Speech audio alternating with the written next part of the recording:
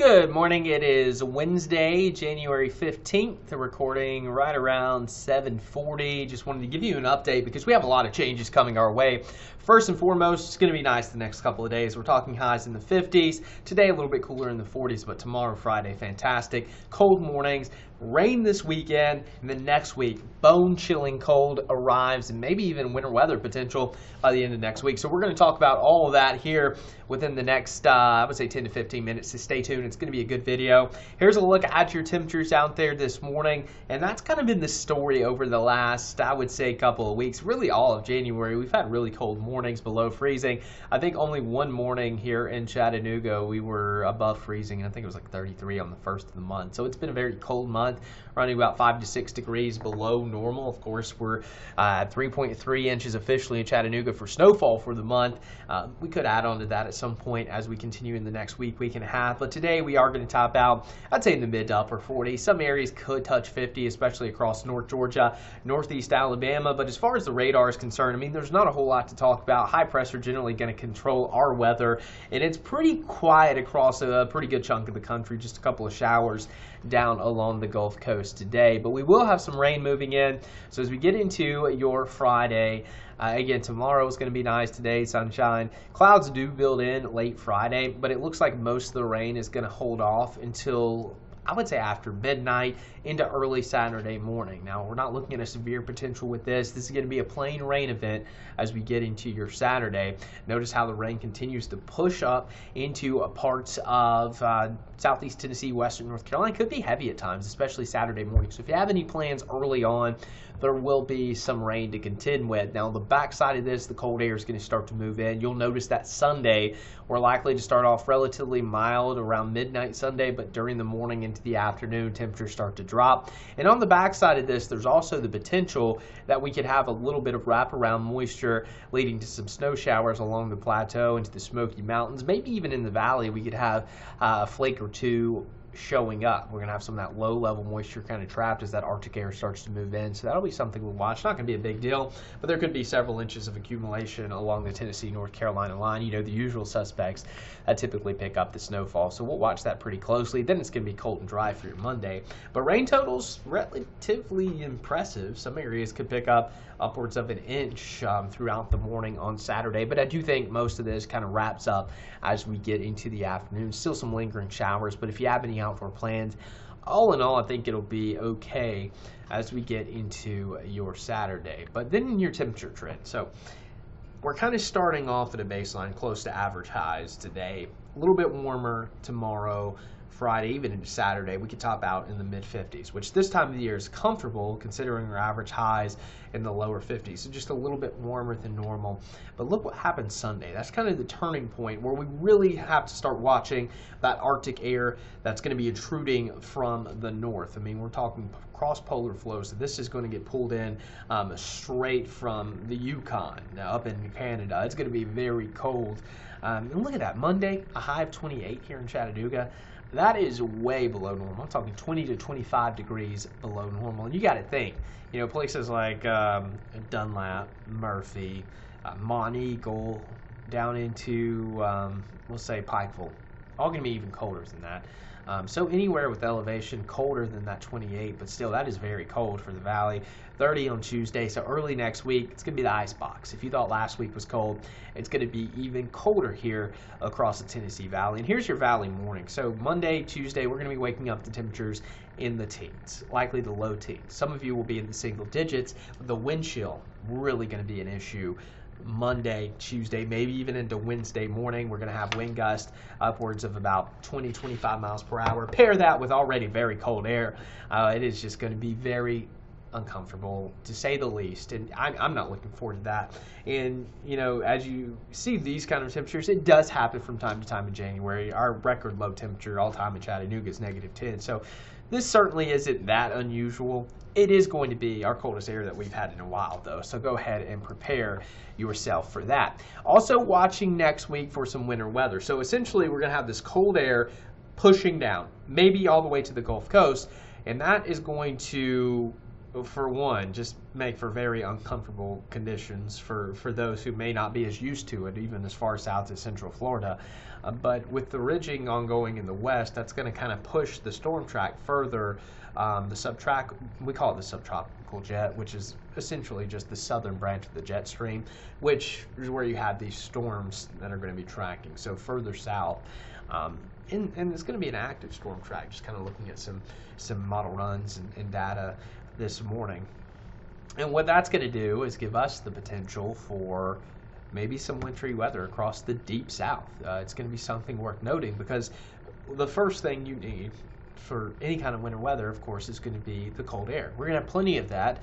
Below normal temperatures looking likely over the next 6 to 10 days. That frigid air really going to start to pull in from Canada as we get into your Monday, and that's going to penetrate pretty far to the south. You can see those light blues, that's the teens and low 20s, and those purples and pinks, that's temperatures anywhere from below zero to the single digit. So it's going to be a very cold go of it for many across the country, from the Rockies all the way to the southeast, and that air is going to continue to pull to the south, and we are going to have to watch how far south that goes and how cold it's going to get here, because if the air goes too far to the south, that Arctic air, then we'll have a suppressed storm track. So what happens is that cold, dry air moves all the way, in places like Mobile, Alabama, Pensacola, Florida, and that's going to put that storm track a little further to the south. So the low pressure development zone would be probably in the central Gulf of Mexico.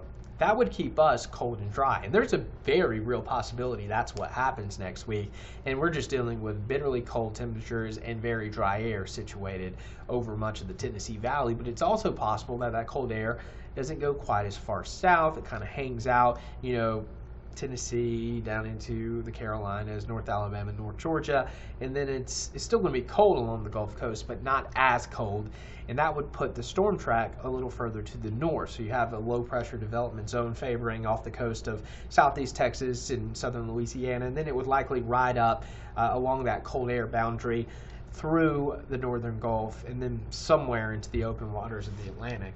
That northerly track would be much more favorable for winter weather here across the Tennessee Valley. And keep in mind, we're still several days out from this happening, but we're starting to see the pattern coming in shape, similar to what we had last week. We had the snow on Friday, about a week ahead of time. We were starting to notice the signs like, hey, the cold air is in place. Hey, we're going to have a storm system developing. We don't know exactly where, but as we get closer, we start to fine tune those details. And there's no such thing as a perfect forecast. And all these model runs, there's a lot more that goes into it than just analyzing a forecast model. You have to look at a plethora of different things, to say the least. But here's a look at your storm track. This is just a European model. I'm just going to show it to give you a couple possible solutions. Again, these are going to bounce around a lot, and you're probably going to see some crazy things on the internet, promising 10, 15 inches of snow. Well, a lot of these model runs, if you produce just one individual, you can come up with some pretty crazy solutions. That's why it's better to do the ensemble approach, which is just an average of what could happen. I'm going to get a sip of coffee because it's cold and I'm thirsty. It's good stuff. All right, so Tuesday morning next week, this solution has the cold air pretty far to the south, which could lead to a winter event along the Gulf Coast. Houston, New Orleans could be dealing with some ice while snow falls across southern Alabama, Mississippi, central Georgia, up into the Carolina coastline. Could that happen? Yes, it's happened before. If you look at an analog, pull it back, I believe it was right before Christmas, 1989. Big coastal storm developed, and I think it snowed over a foot in Myrtle Beach. Snow all the way down to the Florida Panhandle, and that could happen. And certainly with this kind of cold air, is it likely? Probably not, but certainly a possibility. And then going into Wednesday morning, still pretty significant ice threat across the southern part of the southeast. Now, here's the GFS solution. This is keeping just some lighter stuff going on, still pretty deep to the south, so that cold air pushing further and further south, and then riding up into the Carolinas. Could be an icy mess all the way through Thursday morning. So that's two possible solutions. The European has the cold air penetrating further to the south, which means storm tracks further south, keeps us dry and cold. GFS does something similar, but puts a little more moisture up in our neck of the woods. But these solutions will bounce around, so don't put too much stock into that just yet. We can look at some of the ensemble forecasting, which again is just kind of an average of what all the possible solutions, and it gives us a better idea of the probabilities of something happening. So this is a probability of when I like these maps because I think it really starts to put together a bigger picture of what could happen. Probability of 1 inch of snow. This is the Canadian ensemble, which is a model that historically has a cold bias, but does put up a good 40 to 50% chance in that light green shade across much of Georgia, Alabama, Tennessee, and the Carolinas of, over 1 inch of snow. And notice how far south that goes, a 10 to 20% chance in that blue, and you can see the key down there at the bottom, all the way down to places like New Orleans and Mobile, Alabama, which is wild to even think about.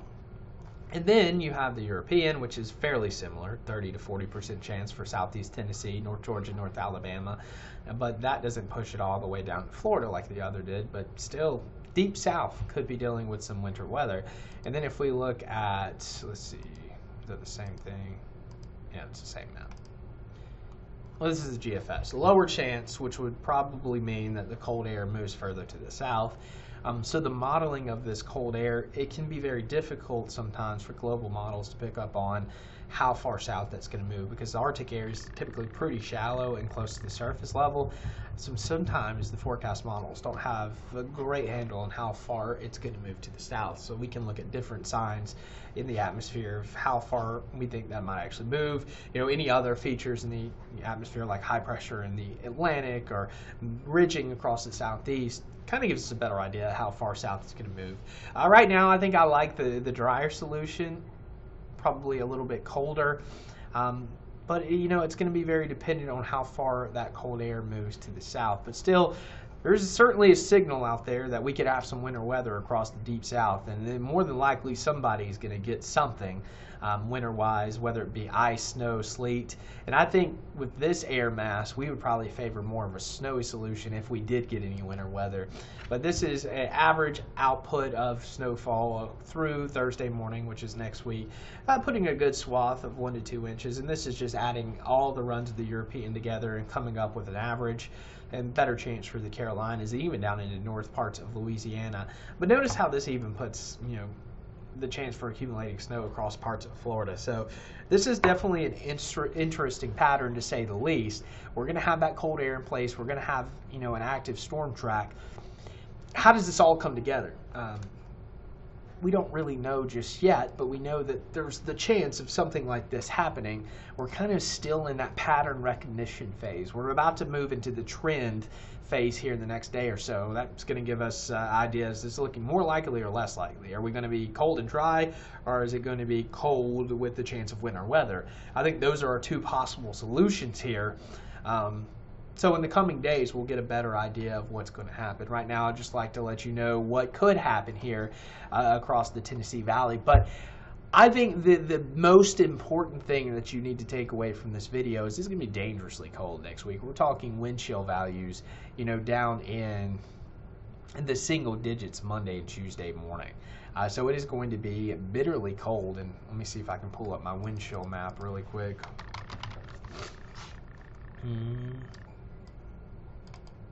I don't know if this goes all the way. Okay, well that's current wind chills, but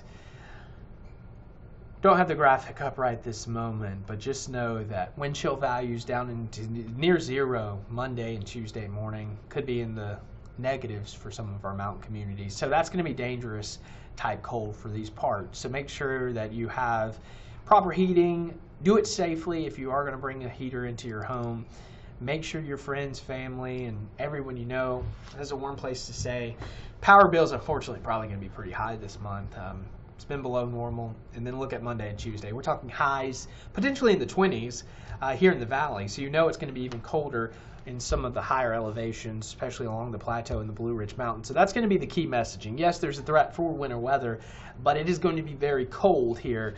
I'm talking 20 to 25 degrees below normal. So yes, we're accustomed to January being cold. That's our coldest month of the year, but this is a little more extreme than what we typically deal with. I think highs in the low 40s and 30s not that bad, but once you start seeing highs in the 20s, that's some pretty significant cold. Overnight lows well into the teens, so got to drip those faucets next week. Gotta, or we're going to have issues with pipes. So go ahead and prepare for that. We'll keep monitoring the threat for some winter weather, but like I said, it's pretty low end at the moment, but there are signs pointing to the possibility moving into next week. So as we get closer to time, we'll keep analyzing things, and I'll let you know what's coming our way here shortly. But in the short term, enjoy the warmth. Rain on Saturday, and then Sunday is really the start of a very cold pattern as we head into next week.